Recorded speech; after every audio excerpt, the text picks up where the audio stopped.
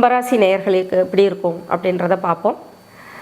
எந்த ஒரு விஷயத்தையுமே வெளிப்படையாக இது பண்ணாமல் உள்ளுக்குள்ளேயே வச்சு அதை சக்ஸஸ் பண்ணக்கூடிய ராசிக்காரர்கள் கும்பராசிக்காரர்கள்.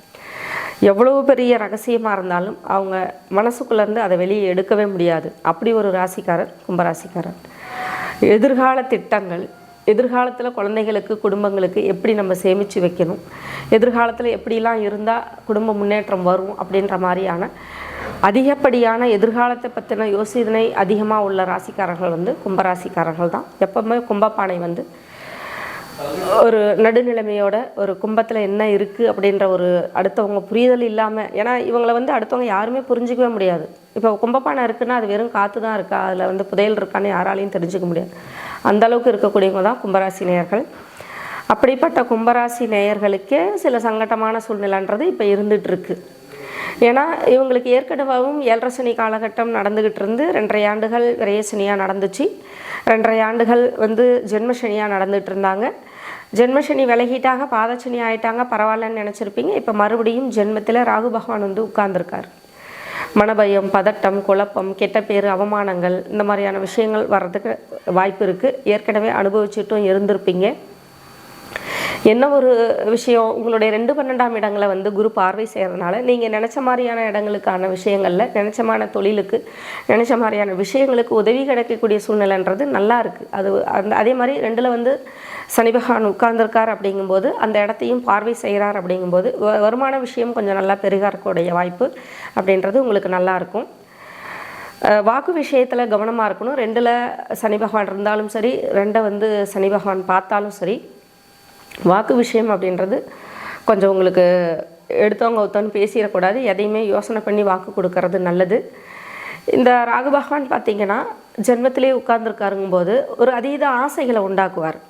எந்த ஒரு விஷயமா இருந்தாலும் சட்டுன்னு நடந்துடணும், சட்டு பெருகிடணும் அப்படின்ற ஒரு சூழ்நிலையை கொடுப்பாரு.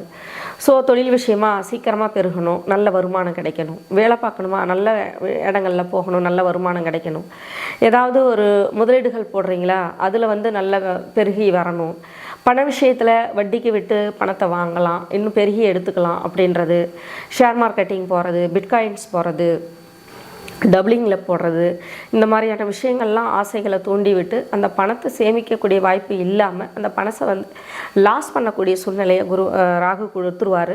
அதனால் பண விஷயங்கள்லாம் ரொம்ப முக்கியமாக நீங்கள் கவனத்தில் எடுத்துக்கணும். உங்களுடைய ஜென்மத்திலையும் ராகு, ஆப்போசிட்லேயும் கேது இருக்காங்க. கண்டிப்பாக துணைகள், அதாவது வாழ்க்கை துணையாக இருந்தாலும் சரி, பார்ட்னர்ஷிப்பாக இருந்தாலும் சரி, அண்டர்ஸ்டாண்டிங் இல்லாமல் 2 பேரும் பிரச்சனைகள் பண்ணிக்கக்கூடிய வாய்ப்பு வரும். கணவன் மனைவி பிரிவினை வரத்துக்கான சூழ்நிலைகள் கூட வந்துடும். அதனால் ஒருத்தருக்கு ஒருத்தர், நான் ஏற்கனவே சொல்லியிருக்கேன், வாக்கு விஷயத்தில் ரொம்ப கவனமாக இருக்கணும். பார்ட்னர்ஷிப் கிட்ட, கணவன் மனைவி வாழ்க்கை துணைக்கிட்ட அப்படின்றது.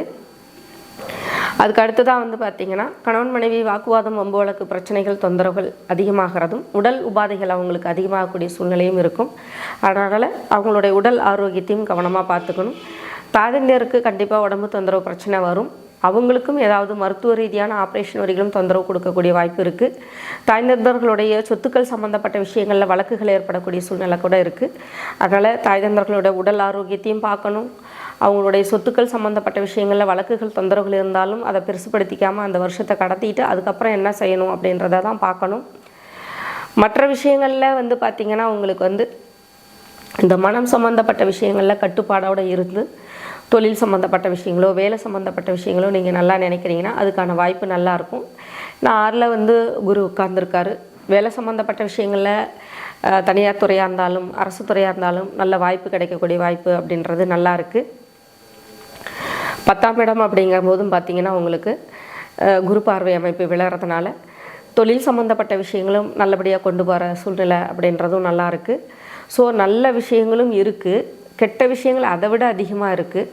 இந்த 2ஐயும் சீர்தூக்கி பார்த்து உங்களுடைய திசாபுத்தி நிலைமைகள் எப்படி இருக்குன்றதை வச்சு அதுக்கு தகுந்த மாதிரி 50-50 நல்ல விஷயமா இருந்தாலும் கெட்ட விஷயமா இருந்தாலும் அதுக்கு தகுந்த மாதிரி முன்னேற்பாடாக நீங்கள் அந்த ஆண்டை கொண்டு போனீங்கன்னா நீங்கள் ஒரு நல்ல நிலைமைக்கு வரக்கூடிய வாய்ப்பு இருக்குது.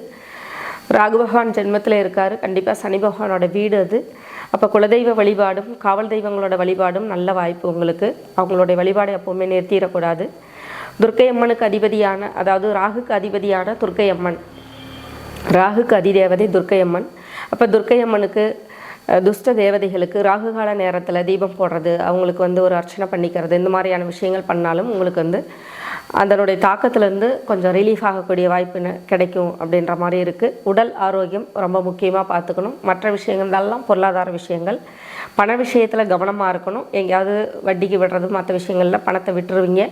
அதனால் உடல் ஆரோக்கியம், பண விஷயம், குடும்ப துணை, வாழ்க்கை துணை, இந்த விஷயத்தெல்லாம் ரொம்ப கவனமாக கடந்து வரக்கூடிய ஆண்டாக வந்து கும்பராசி நேயர்கள் தான் இருக்காங்க. அதனால் முன்னெச்சரிக்கையாக உங்களுடைய திசா புத்தி பலன் எப்படி இருக்குது, இந்த வருஷம் எப்படி இருக்குன்றதை நல்லா தெரிஞ்சுக்கிட்டு அதுக்கு தகுந்த மாதிரி தான் இந்த வருஷத்தை நீங்கள் கடந்து வரணும் அப்படின்ற மாதிரி தான் கும்பராசி நேயர்களுக்கு இருக்குது. நன்றி, வணக்கம்.